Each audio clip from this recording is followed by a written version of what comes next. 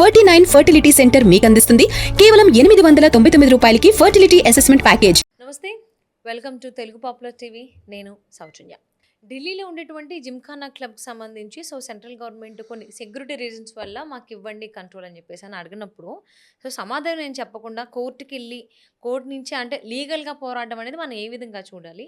అసలు first of all central government అనేది ఈ ఢిల్లీలో ఉన్న జిమ్ఖానా క్లబ్ ఏదైతే ఉందో అది ఎందుకు హ్యాండ్ ఓవర్ చేసుకోవడానికి అడిగింది? అసలు ఏం జరుగుతుంది అక్కడ? ఈ అంశానికి సంబంధించి వారి అభిప్రాయాన్ని, వారి విశ్లేషణని మనతో పంచుకోవడానికి ఈరోజు మనతో పాటు ఉన్నారు పొలిటికల్ అనలిస్ట్ పవన్ శ్రీ హర్ష గారు ఉన్నారు. వారితో మాట్లాడదాం. నమస్తే అండి. నమస్తే అండి. అసలు ఎందుకు జిమ్ఖానా క్లబ్ని సెంట్రల్ గవర్నమెంట్ హ్యాండ్ ఓవర్ చేసుకోవడానికి ట్రై చేస్తుంది? అంటే ఏ అనుమానాలు రావడం వల్ల? అసలు అక్కడ ఏం జరుగుతోందని? సో అంటే ముందరే జిమ్ఖానా క్లబ్ ఎక్కడుందో మనం తెలుసుకుందామండి. ఎగ్జాంపుల్ చెప్తాను.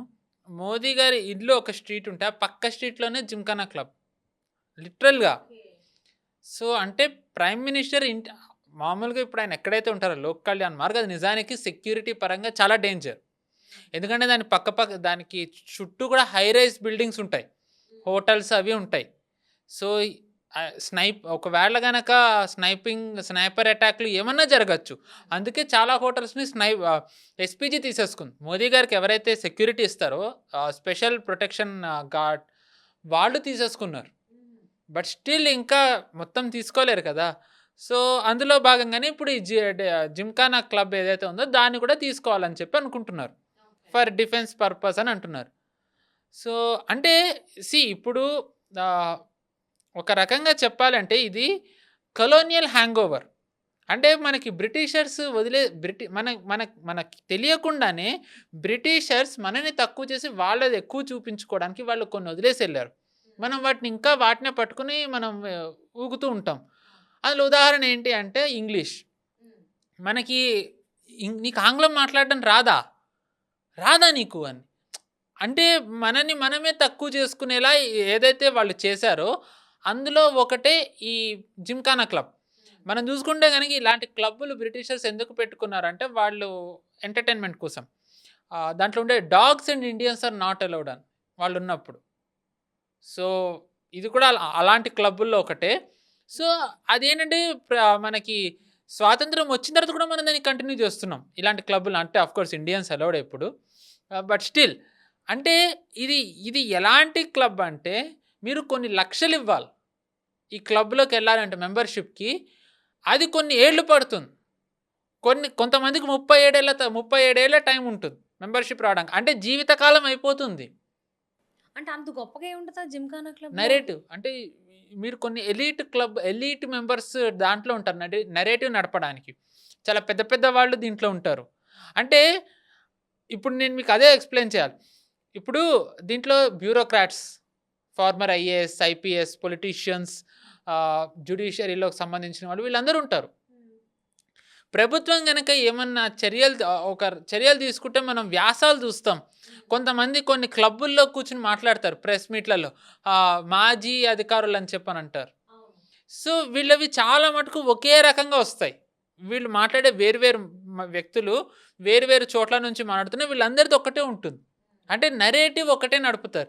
ఆ నరేటివ్ ఎలా నడపాలి వీళ్ళు ఎక్కడ చర్చించుకుంటారంటే ఇలాంటి క్లబ్బుల్లో కూర్చొని చర్చించుకుంటారు.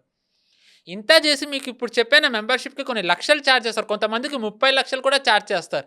ఇంత చేసి వీళ్ళు ప్రభుత్వానికి కట్టే రెంట్ ఏడాదికి 1000 రూపాయలు. అంటే మెంబర్షిప్కి ఏమో 30 లక్షలు, రెంట్ ఏమో 1000 రూపాయలు. ఆ డబ్బు ఎక్కడికి వెళ్తుంది? బ్యూరోక్రాట్స్, పొలిటీషియన్స్ అంటే వాళ్ళు ఎంత సంపాదిస్తారో మనం ప్రత్యేకంగా మాట్లాడుకోక్కర్లేదు. అది ఎక్కడికి వెళ్తుంది? ఆ డబ్బు అంతా దేనికి వాడుతున్నారు మీరు ఆ డబ్బు అంతా? ఇప్పుడు మనం అంటే అమిత్ షా గారు చాలా అచీవ్మెంట్స్ ఉన్నాయి ఆయన హోమ్ మినిస్టర్గా, అంటే కోకొల్లలు. కానీ ఆయన హోమ్ మినిస్టర్గా ఉన్న one of the biggest achievement ఏంటి అంటే గత ప్రభుత్వాలు ఎవ్వరికీ కూడా సాధ్యం కానిది లెఫ్ట్ వింగ్ ఎక్స్ట్రీమిజం. ఈ మావోయిస్టుల అస్తిత్వాన్ని తుడిచిపెట్టేశారు ఆయన. పశుపతి టు తిరుపతి అనేది ఏదైతే ఉందో ఈరోజు అది లేదు. అది లేకపోగా అక్కడ అంతా చాలా చోట్ల ఈరోజు బీజేపీ ఉంది. వాళ్ళ నక్సలైట్లు చాలామంది మెయిన్ స్ట్రీమ్లోకి వచ్చారు, లేని వాళ్ళందరినీ చంపేశారు. తుపాకీ పట్టుకున్న వాళ్ళు ఓపెన్గా ఉన్నారు. ఎవరైతే తుపాకీ పట్టుకుంటారో వాళ్ళు ఒక బతికే హక్కు లేదని చేసేసారు. మొన్న అమిత్ షా గారు గర్వంగా అదే చెప్పారు. నాకు చాలామంది ఫార్మర్ ఐపీఎస్‌లు అన్నారు, "ఇది మీ వల్ల కాదు. ఇంత రిస్క్ తీసుకోవద్దని. కానీ నేను చేసి చూపిస్తా" అన్నాను. అంటే అసలు ఎవరికీ నమ్మకం లేనిది ఆయన చేశారు.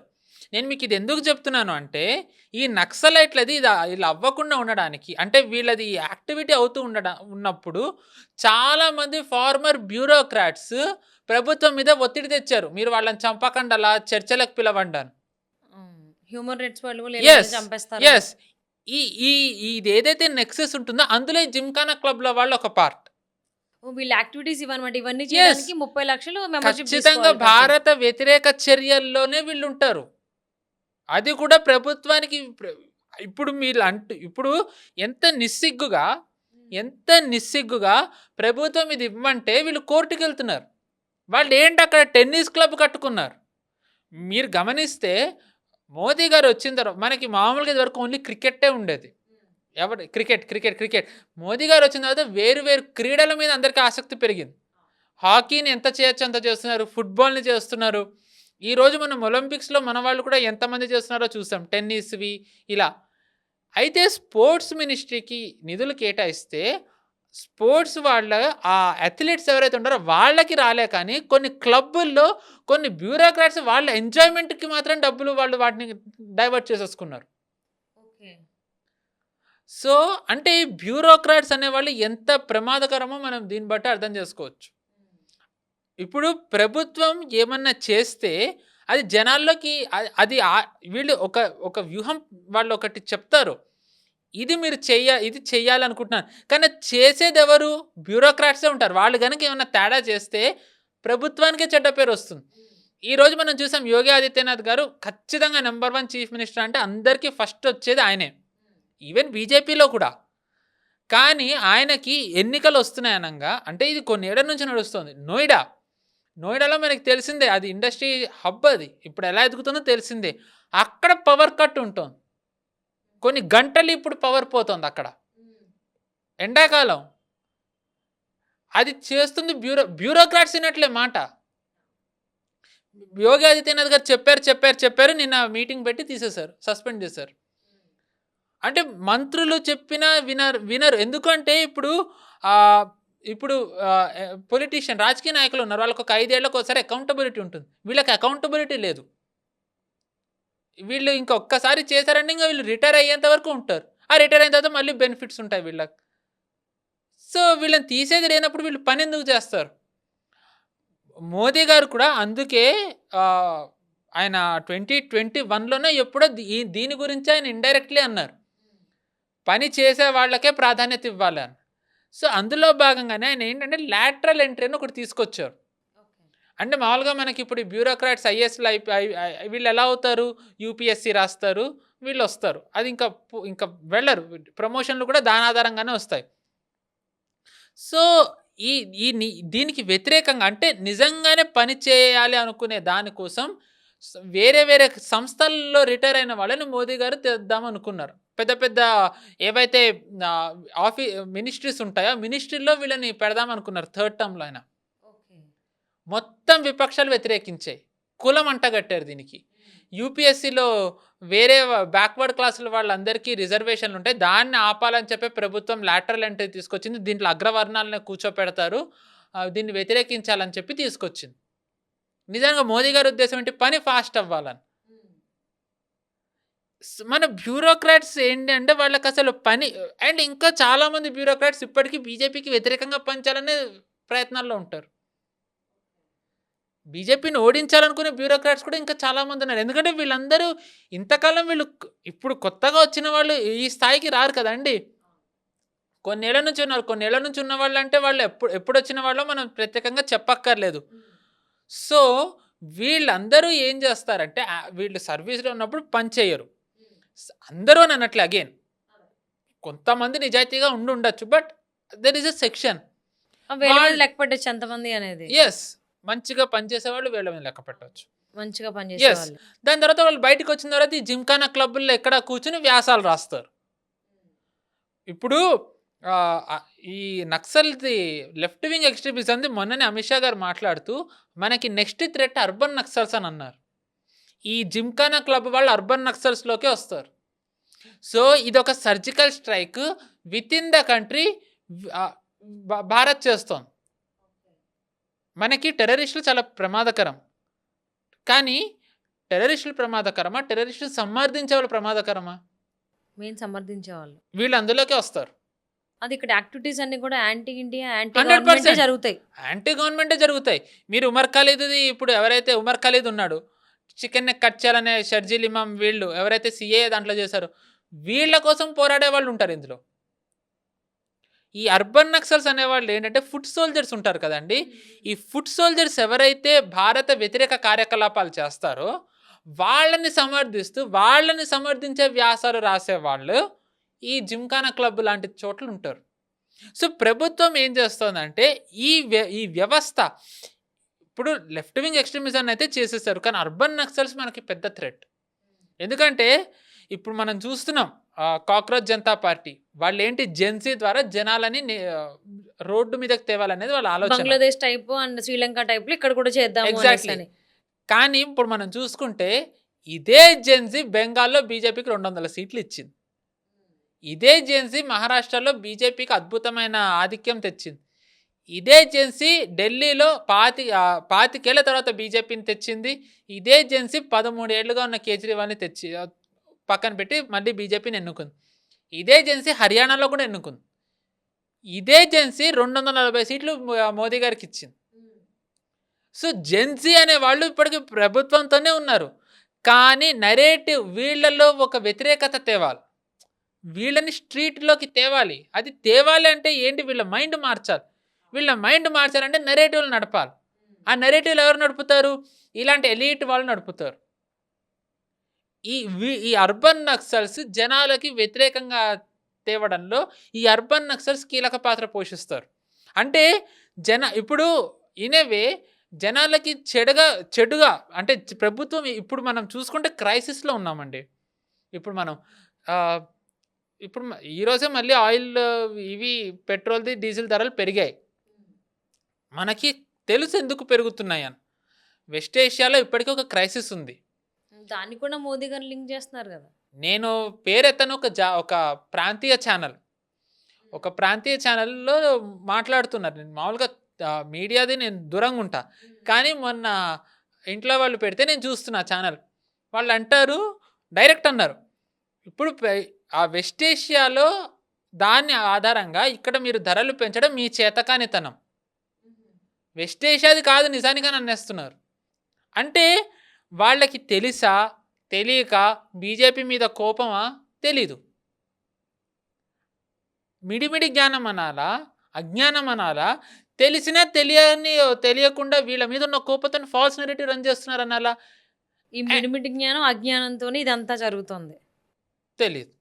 అండ్ ఇప్పుడు ఏవైతే ధరలు పెరిగాయని అంటున్నారో దీంట్లో చాలా మటుకు రాష్ట్ర ప్రభుత్వాలది కూడా ఉంటుంది. వ్యాట్ ఎక్కువ వేస్తున్న రాష్ట్రాలు కూడా వేరుంటాయి కదా. స్టేట్ గవర్నమెంట్ చేసే ట్యాక్స్ ఎక్కువ, సెంట్రల్ గవర్నమెంట్ వేసేదానికంటే. అందుకే పెట్రోల్ని జిఎస్టీలోకి తెద్దామంటే మళ్ళీ వ్యతిరేకించేది ఎవరు ఉంటారు, రాష్ట్రాలే ఉంటాయి. మోదీ గారు, నిర్మలా సీతారామన్ గారు చాలాసార్లు అన్నారు, ప్రజల మీద భారం పడుతుందని చెప్పి మనం దీన్ని జిఎస్టీలోకి తెద్దామంటే వద్దని అంటారు కదా మళ్ళీ, ఎందుకంటే వీళ్ళకి వచ్చేవి పోతాయి కాబట్టి. సో అంటే ఇప్పుడు నేను ఇది ఎందుకు చెప్తున్నానంటే మనం ఒక క్రైసిస్లో ఉన్నాం. ఇప్పుడు పెట్రోల్ డీజిల్ ధరలు పెరిగాయంటే ఏమవుతుంది, నిత్యావసర ధరలు పెరుగుతాయి. నిత్యావసర ధరలు పెరిగితే సామాన్యుడికి మంత్లీ బడ్జెట్ చాలా ఫ్లక్చుయేట్ అవుతుంది. సో మిడిల్ క్లాస్ వాళ్ళకి ఇది చాలా టఫ్ టైం. అండ్ మనకు తెలిసిన చాలా చోట్ల లే ఆఫ్స్ అవుతున్నాయి సాఫ్ట్వేర్లో అక్కడ. అంటే ఒక రకంగా ఇంత క్రైసిస్ టైంలో వీళ్ళు గనక నెగిటివ్ నెరేటివ్ రన్ చేస్తూ ఉంటే అది ఇంకెంత ప్రమాదం ఆలోచించండి. ఎస్పెషల్లీ ఇప్పుడు కాక్రోచ్ జనతా పార్టీ వాళ్ళది ఎంత ఫేకో మొత్తం అందరికీ తెలిసినా అది ఆప్ నడుపుతోంది, అది దాంట్లో ఎటువంటి సందేహం లేదు. ఒక ప్రధానమైన ఉదాహరణ ఏంటి అంటే గుజరాత్ ఆప్ ట్విట్టర్ హ్యాండిల్ని కాక్రోచ్ జనతా పార్టీ గుజరాత్ హ్యాండిల్గా మార్చుకున్నారు డైరెక్ట్. అండ్ ఈ ఎవరైతే నడుపుతున్నాడో అభిజిత్ దీప్కేనో ఏదో ఉంది అతని పేరు, అతను యూఎస్ఏలో ఉంటాడు. బోస్టన్లో ఎంఎస్ చేయడానికి వెళ్ళాడు కదా. ఓకే. హ్మ్. నాకంత అది అంత ఎంఎస్ ఫాలో చేయడానికి అంతే ఓకే. చూసా అసలు ఎందుకు ఏంటని చూస్తే okay. He's runs from Boston MS చేయడానికి వెళ్ళాడు. ఇంతకు ముందు కేజ్రీవాల్ ఉన్నప్పుడు అన్ని దగ్గరుండి చూసుకుని సోషల్ మీడియా అంతా తిని హ్యాండిల్‌లో ఉండేది. ఎగ్జాక్ట్‌లీ ఇప్పుడు అదే చెప్పబోతున్నా. 2012 నుంచి ఇతను యాప్‌తోని కనెక్ట్ అయ్యి ఉన్నాడు. యాప్ కమ్యూనికేషన్ హెడ్ కిందన ఉండేవాడు మేనేజరు. దాని తర్వాత వీళ్ళు ఎడ్యుకేషన్ డిపార్ట్మెంట్‌లో ఇతను పనిచేశాడు. దాని తర్వాత పంజాబ్ ఎన్నికల్లో ఇతను పనిచేసాడు. ఇప్పటికి పంజాబ్‌కి ప్రోగా నరేటివ్‌లు పెడతాడు. అంతా సోషల్ మీడియా తినే రన్ చేస్తాడు. ఇప్పుడు తినే పెట్టింది కరెక్ట్. ఈ సీజేపీ. కరెక్ట్. ఇతని మెయిన్ లక్ష్యం ఏంటి? జెన్ జీని స్ట్రీట్‌లోకి తేవాలి అని. ఇతన్ని ఎవరు నడుపుతున్నారు? ఆప్ నడుపుతోంది. ఆప్ కేజ్రీవాల్ ఎవరు? ఒక ఫార్మర్ బ్యూరోక్రాట్. కేజ్రీవాల్ ఫార్మర్ బ్యూరోక్రాటే. సో, ఇప్పుడు మీరు డాట్ కనెక్ట్ చేయండి. ఈ జిమ్‌ఖానా క్లబ్‌లో ఉండే వాళ్ళందరూ ఎవరు? ఫార్మర్ బ్యూరోక్రాట్సే అండ్ ఫార్మర్ జ్యుడిషియరీనే. వీళ్ళందరూ ప్రభుత్వానికి వ్యతిరేకంగా నడుపుతున్నారు. అంటే స్టేజ్ ఎంత బాగా సెట్ చేసుకుంటున్నారో చూడండి. అంటే ఒక రకంగా గొడవలు క్రియేట్ చేయడానికి అంటే వర్బల్‌గా అంటే సైకలాజికల్ నరేటివ్‌కి జిమ్‌ఖానా ఆర్ ఎనీథింగ్ దీన్ని యాంప్లిఫై చేయడానికి సోషల్ మీడియాలో సీజేపీ. దాని తర్వాత ఫుడ్ సోల్జర్స్ వేరే వాళ్ళు రానే వస్తారు. ఈ రోహింగ్యాలు, బంగ్లాదేశీలు ఉన్నారు. వీళ్ళందరూ ఉంటారు. సో, ఎక్కడో ఒక చోట దీనికి అడ్డుకట్ట పడాలి కదా! అడ్డుకట్ట పడాలి. ఆల్రెడీ సీజేపీ అనేది నేషనల్ సెక్యూరిటీ థ్రెట్ అని ఐబీ చెప్పింది. ఇంటెలిజెన్స్ బ్యూరో ఉంది. అండ్ ఇప్పుడు ఇది కూడా మనకి నేషనల్ సెక్యూరిటీ పర్పస్ అని అంటున్నారు.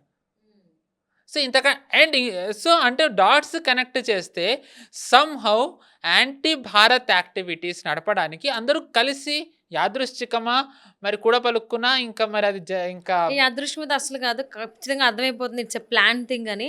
ఎందుకంటే ఇది ఫస్ట్ టైం ఇండియాలో జరుగుతుంది కాదు. మన చుట్టుపక్కల దేశాల్లో ఆల్రెడీ జరిగింది. మనం చూసాం రిజల్ట్ ఏంటి అనేది కూడా. కరెక్ట్. సో, అక్కడ సరిగ్గా నెరేటివ్ అంటే గవర్నమెంట్ తీసుకోలేదు కాబట్టి. బట్ ఇక్కడ అలా కాదు. సో, చూద్దాం. అక్కడ ఆల్రెడీ చూసాం కాబట్టి దాని తగ్గట్టు అంటే గుణపాఠాలు అంటారు చూసారా? సో, అది మన మోదీ గారు ఎంత బాగా షా గారు ప్లాన్ చేస్తారో తెలుసు. Will see. అండ్ ఇంకొకటండి దీంట్లో వీళ్ళకి ఎంత బెనిఫిట్స్ ఉంటాయి అంటే మనకి కరోనా అప్పుడు లిక్కర్ మూసేశారు. అందరికీ తెలిసిందే. కానీ జిమ్‌ఖానా క్లబ్‌లో వాళ్ళకి లిక్కర్‌లు వచ్చాయి. వీళ్ళకి లిక్కర్ వచ్చింది. యాక్చువల్‌గా ఈ లిక్కర్ ఆపాలి అని చెప్పి కేజ్రీవాల్ తీసుకుంటే నిర్ణయం, వీళ్ళ నిర్ణయాన్ని మార్పించారు. లిక్కర్ వీళ్ళకి వచ్చేలా చేసుకున్నారు. నిజానికి ఆ లిక్కర్ పాలసీ వల్లే కేజ్రీవాల్ పతనం మొదలైంది. బీజేపీ వాళ్ళు అక్కడి నుంచే పట్టుకున్నారు కదా కేజ్రీవాల్‌ని. నువ్వు ఎందుకు వెనక్కి తీసుకున్నావు? నువ్వు ఒకటి తెచ్చావు. మేము అన్నామని చెప్పి వెనక్కి తీసుకున్నావు. మంచిదైతే ఎందుకు వెనక్కి తీసుకున్నావు? వెనక్కి తీసుకున్నావు అంటే మంచిది కాదని నువ్వు ఒప్పుకున్నావు. అంటే దీంట్లో ఏదో గొటాలా చేస్తున్నాను. సో, అంటే వీళ్ళది ఇన్‌ఫ్లూయెన్స్ ఎంత ఉందో చూడండి. ఒక ప్రభుత్వాన్నే నిర్ణయాలు మార్చుకునేలా చేయగలరు వీళ్ళు. సో, కేజ్రీవాల్ అంటే ఎవ్వరికీ లేని టైంలో కూడా వీళ్ళు తెచ్చుకున్నారంటే వీళ్ళ పరపతి ఎంత ఉంటుందో చూడండి. సో, దీన్ని రాజీవ్ గాంధీ ఆయన ప్రధానమంత్రిగా ఉన్నప్పుడు దీన్ని ముగించాలని ప్రయత్నం చేశారు. ఆయనకి అప్పుడు 414 సీట్స్ ఉన్నాయి. ఓకే. 414 సీట్లో 411 సీట్లు ఉన్నాయి. ఇందిరాగాంధీ పోయిన తర్వాత జరిగిన ఎన్నికల్లో ఈయనకి ఎంత ఆధిక్యంతో గెలిచారో తెలిసింది. అప్పుడు 84-89 మధ్యలో ఈయన చేయాలనుకుంటే ఆయన వల్ల కూడా కాలేదు. 400 సీట్లు వచ్చి కూడా ఆయన దీన్ని జిమ్‌ఖానాని కలపలేకపోయారు. ఇప్పుడు దీన్ని కలపాలని చెప్పి బీజేపీ ప్రభుత్వం ప్రయత్నిస్తారు 240 సీట్లతో. సో, అంటే వీళ్ళు ఎంత రిస్క్ తీసుకుంటున్నారో ఒకసారి అర్థం చేసుకోండి. అవును. అండ్ ఇదేమి వీళ్ళు ఆల్ ఆఫ్ ఎ సడన్ చేయలేదు. అంటే మోదీ గారు ఒకసారి ఆయన ప్రెస్ మీట్‌లో కూర్చున్నారు. ప్రధానమంత్రి అయ్యాక ఆయన ప్రెస్ మీట్‌లో అన్నారు. హిందీలో అన్నారు ఆయన. आप लोग सोचते हैं कि अचानक आकर ऐसे कैसे कर सकते हैं? हम कुछ भी अचानक ऐसे नहीं करते जी. इससे पहले लंबी प्लानिंग होती है. आप लोग सोचते हैं कि अचानक किया. అంటే ఏంటంటే మీరు అనుకుంటారు ఇంత అకస్మాత్తుగా ఇవి ఎలాగ మాట్లాడి ఎలా నిర్ణయాలు తీసుకుంటారని. మేము అలా చెయ్యము. మేము చాలా సమీక్ష చేస్తాము. చాలా మాకుంటుంది రివ్యూ. దాని తర్వాత మేము వచ్చి మాట్లాడతాము.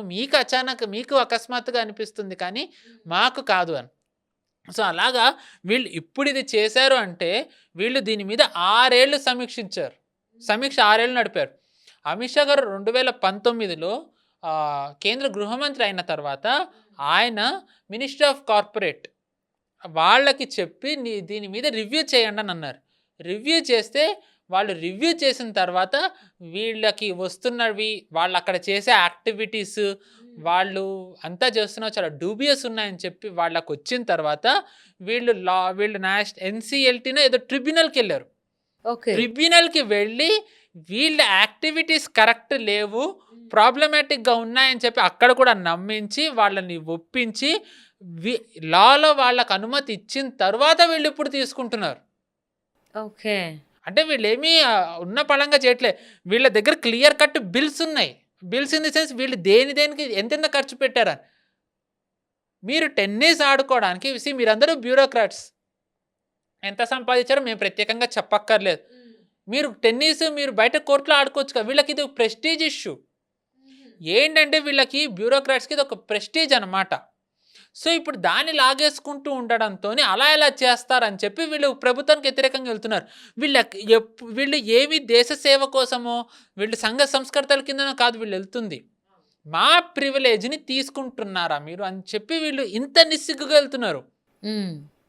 అంటే జస్ట్ ఇమాజిన్, మీరు ఒక్కసారి ఊహించండి, 30 లక్షలు వీళ్ళు ఒక్కొక్కళ్ళ నుంచి తీసుకుంటారంటే ఇప్పటికి వీళ్ళు ఎంత డబ్బు సంపాదించుంటారు. ఇంత డబ్బు వీళ్ళందరూ యాంటీ నేషనల్స్ అంటే ఆ డబ్బు దేనికి ఖర్చు పెట్టుంటారు ప్రత్యేకంగా చెప్పక్కర్లే. సో ఇంత డబ్బు ఇంకా ఇప్పుడు ఎన్జిఓస్ మీద వీళ్ళు స్ట్రైక్ చేయొచ్చు, సర్జికల్ స్ట్రైక్ FCRL ద్వారా, ఆర్ వేరే ఫారెన్ ఫండింగ్ రకరకాలుగా ఆపచ్చు. కానీ ఇక్కడ ఇలాంటివి ఎలా ఆపుతారు? నేను అందుకే ఇది సర్జికల్ స్ట్రైక్ అన్నా.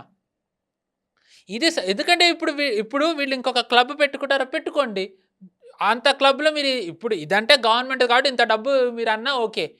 వేరే దాంట్లో మీరు ఇంత ప్రైమ్ లొకేషన్ ప్రభుత్వం ఖచ్చితంగా ఇవ్వదు. అండ్ ఇదొక మెసేజ్ కూడా. ఇది మీరు జిమ్ఖానా క్లబ్ ఎలాగో అక్కడ ప్రెస్ క్లబ్ అని ఉంది, చాలా రకరకాలవి ఇలాగే బీజేపీని వ్యతిరేకించే అర్బన్ నక్సల్ క్లబ్బులు చాలా ఉన్నాయి. అక్కడ వాళ్ళందరూ కూడా ఇలాగే డబ్బులు తీసుకుంటారు, లక్షలు తీసుకుని వేలు అద్దె కింద కడతారు. సో ఏంటి అంటే ఇది అయినా సరే నెక్స్ట్ మీ మీద కూడా రావచ్చు అని చెప్పి. సో మళ్ళీ దీనికి వ్యతిరేకంగా ఏం జరుగుతుందో మనకి తెలీదు.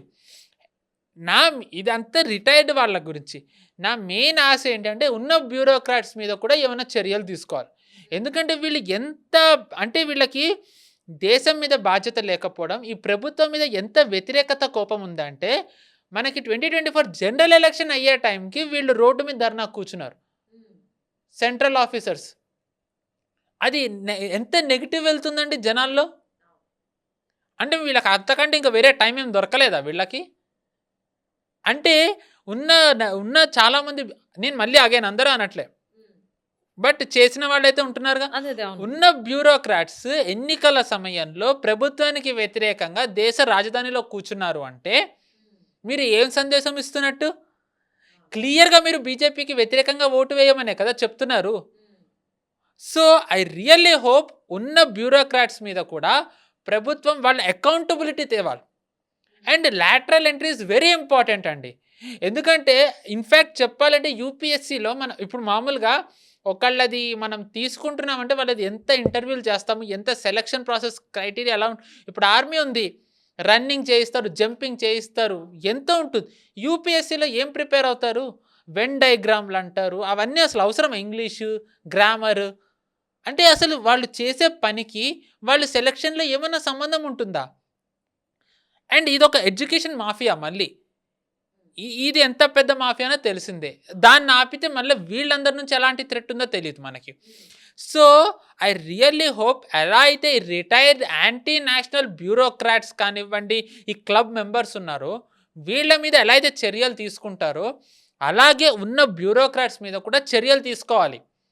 వాళ్ళని ఎన్నుకునే ప్రక్రియ మార్చాలి, లాటరల్ ఎంట్రీని ఎంకరేజ్ చేయాలి, ప్రమోషన్ మెరిట్ ఆధారంగానే రావాలి. అప్పుడే వాళ్ళకు కూడా పని చేయాలనే అకౌంటబిలిటీ పెరుగుతుంది. అండ్ ఇప్పుడు మనం చూసుకుంటే గనక ఇటీవల ప్రభుత్వానికి యూజీసీలో కానివ్వండి, నీట్లో చాలా మటుకు బ్యూరోక్రాట్స్ చేసింది. నీట్ది యూజీసీది మాట్లాడితే మళ్ళీ కాంట్రవర్సీ అవుతుంది. సో బట్ దాంట్లో కూడా బ్యూరోక్రాట్స్ రోల్ ఉంది. సో బ్యూరోక్రసీని ప్రక్షాళన చేయాల్సిన అవసరం ఎంతైనా ఉంది. This is equivalent to surgical strike. Amit Shah గారు లెఫ్ట్ వింగ్ ఎక్స్ట్రీమిజంది ఎంత సీరియస్గా తీసుకున్నారో దానికంటే 10 రెట్లు ఎక్కువ సీరియస్గా ఈ బ్యూరోక్రసీని క్లీన్ చేయడం మీద తీసుకోవాలి. అది దీనివల్ల వ్యతిరేకత కూడా వస్తుంది. దాన్ని కూడా ప్రభుత్వం తట్టుకోవాలి. ఐ రియల్లీ హోప్ వాళ్ళు తీసుకుంటే వాళ్ళు ఇది ఊహిస్తారు, దానికి సిద్ధంగానే ఉంటారు. అండ్ వీళ్ళ మీద తీసుకుంటే కనుక మన దేశంలోని విపక్షాలు చాలా వస్తాయి. ఎందుకంటే అంతిమంగా వీళ్ళందరూ వాళ్ళతో కలిసే ఉంటారు. అవును, ఇండియా ఫైనల్లీ గ్రోత్ అవ్వకూడదు, వాళ్ళకి కావాల్సింది అదే కరెక్ట్. అందరికీ. సో లెట్స్ హోప్ ఇది ఎలా అయితే జిమ్ఖానా క్లబ్తో నెక్స్ట్ ఏవైతే క్లబ్స్ ఉన్నాయో దాని వరకు వెళ్ళాలి. ఉన్న బ్యూరోక్రాట్స్ మీద కూడా అకౌంటబిలిటీ తేవాలి. At the same time promotions, merit, lateral entry ఇవి కూడా ఎంకరేజ్ చేయాలి. ఇది జరిగితే గనక ఖచ్చితంగా భారత్ది ఒక కొత్త, మోదీ గారు ఏదైతే నయా భారత్ అంటారో ఆ నయా భారత్లో ఇది ఒక కొత్త అధ్యాయం అవుతుంది. ఎగ్జాక్ట్లీ అండి, టోటలీ అగ్రీ విత్ యూ.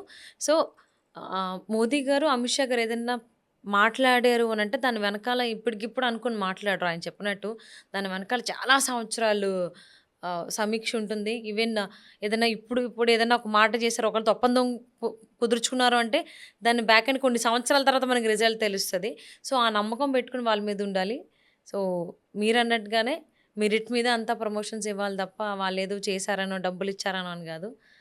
అందరి మీద అసలు మోర్ ఓవర్ అడ్మినిస్ట్రేషన్ నడిచేదే బ్యూరోక్రాట్స్ వల్ల. సో అది ఎవరైనా కావచ్చు, ఏ డిపార్ట్మెంట్ అయినా కానీ. సో వాళ్ళే ఇలా యాంటీ నేషనల్ కావచ్చు, యాంటీ ఇండియా యాక్టివిటీస్ చేయడం అనేది నిజంగా చాలా సాడ్ థింగ్. అండ్ మన ఇప్పుడు అందరూ బ్యూరోక్రాట్స్ని నేను అనలేదన్న. ఇప్పుడు అలా చేసేవాళ్ళు, ఎస్ నేను అలా చేసేవాళ్ళు అంటున్నా. ఎస్ ఇప్పుడు మోదీ గారు కూడా ఇప్పుడు మనకు చూసుకుంటే one of the best ministers మన ఇప్పుడున్న క్యాబినెట్లో ఉన్న వాళ్ళు చాలామంది బ్యూరోక్రాట్స్. అశ్విని వైష్ణవ్ గారు, ఆయన ఇప్పుడు రైల్వే రెవల్యూషన్ ఎలా అవుతుందో తెలిసిందే. ఆయన బ్యూరోక్రాట్ ఒకప్పుడు. దాని తర్వాత హర్దీప్ సింగ్ పూరి గారు, నిజానికి పెట్రోల్ విషయంలో ఆయన రష్యన్ ఆయిల్ తీసుకుంటున్నప్పుడు వెస్ట్కి వెళ్ళి వెస్ట్ని తిట్టిన ఆయన. ఇంకా చెప్పనక్కర్లేదు జయశంకర్ గారు, అసలు ఆయనని అందరూ ఎలా అంటారో తెలిసిందే. రష్యన్ ఫారిన్ మినిస్టర్ సర్గే లావ్రో ఒకసారి ఆయన్ని పొగుడుతూ ఈ జయశంకర్ అన్నట్టుగా యుఎస్ని అనే ధైర్యం ఎవరికి చేయలేరు అని అన్నారు. సో ఉన్నారు బ్యూరోక్రాట్స్ కూడా. అంటే అందరూ బ్యాడ్ అని నేను చెప్పట్లేదు, మంచి వాళ్ళు ఉన్నారు. బట్ ఈ జిమ్ఖానా క్లబ్లో, ఢిల్లీ ఉన్నటువంటి జిమ్ఖానా క్లబ్లో ఎవరైతే ఉన్నారో బ్యూరోక్రాట్స్ అందరూ, సో వాళ్ళు చేసే యాక్టివిటీస్ ఏంటని నేను చెప్పాల్సిన పని లేదు. అందరికీ కొంతమంది తెలిసినా బయటికి చెప్పలేరు, చేసిన వాళ్ళకి కూడా తెలుసు. బట్ అవి ఏవి సక్సెస్ అవ్వద్దు. ఫైనల్లీ సెంట్రల్ గవర్నమెంట్ హ్యాండ్ ఓవర్లోకి వెళ్ళాలి. ఎందుకంటే జ్యుడిషియరీ ఏం చెప్తుందో మనకు తెలియదు. హోప్ ఫర్ ద బెస్ట్, రాకుండా ఉంటేనే best. Hope for the best ఏదైనా కానీ. థ్యాంక్ యూ సో మచ్ అండి. నమస్తే.